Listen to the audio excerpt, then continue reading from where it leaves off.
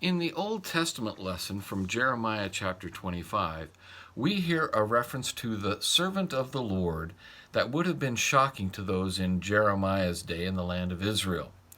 The part that stands out about the Lord's servant is in verses 8 and 9 and reads, "Therefore thus says the Lord of hosts, because you have not obeyed my words, behold, I will send for all the tribes of the north, declares the Lord, and for Nebuchadnezzar, the king of Babylon, my servant, and I will bring them against this land and its inhabitants, and against all these surrounding nations. I will devote them to destruction." It's clear that God is calling Nebuchadnezzar his servant. And Nebuchadnezzar is the king of the hated Babylons. How dare this prophet get it wrong, they must have thought. Why, oh why, is Nebuchadnezzar being called the servant of God? And the answer we see is at the beginning of verse 8. It's because of the unfaithfulness of God's people in turning away from God's words.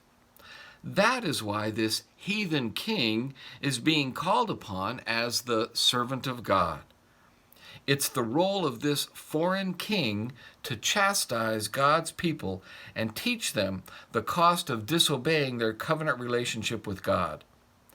They're being brought to face God's judgment at the hand of this enemy king. And what makes this so very harsh is that God, the one with whom they are supposed to have a special relationship with, it's their own God in heaven who's doing this. God is showing them and us that God will make known that his ways are not to be transgressed without repercussions. And to emphasize that point, God is using as his own servant one who does not even acknowledge God as God. God is rubbing the Hebrews' face in their own rejection of God by using a man who himself rejects God and his word to punish them, to devote them to destruction. So says the prophet. The point for us not to lose sight of is that God is indeed Lord over all creation, over every object, place, person, and event. God will have his will made known and will use whatever he chooses to communicate that will. He used the hated Babylonians to teach the Jews the cost of their unfaithfulness. And he used the hated Romans in Jesus' day to teach us the cost of our unfaithfulness in their crucifixion of Christ in our place.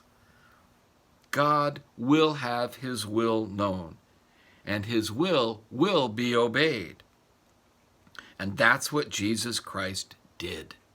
He obeyed the will of God. He, the true servant of God, the true servant of the Lord, fulfilled that will and that word. And by grace alone, by God's grace alone, we are made the benefactors of Jesus' perfect obedience, suffering, and death, all to accomplish God's saving will. Be awake and aware of God's will, and that he will use circumstances, events, and people according to what he desires. And he desires all people to know that in Jesus Christ, his own true servant, God has reconciled the world to himself. Be ready and willing to be used by God to pass that good news on to everyone you know. Goodbye.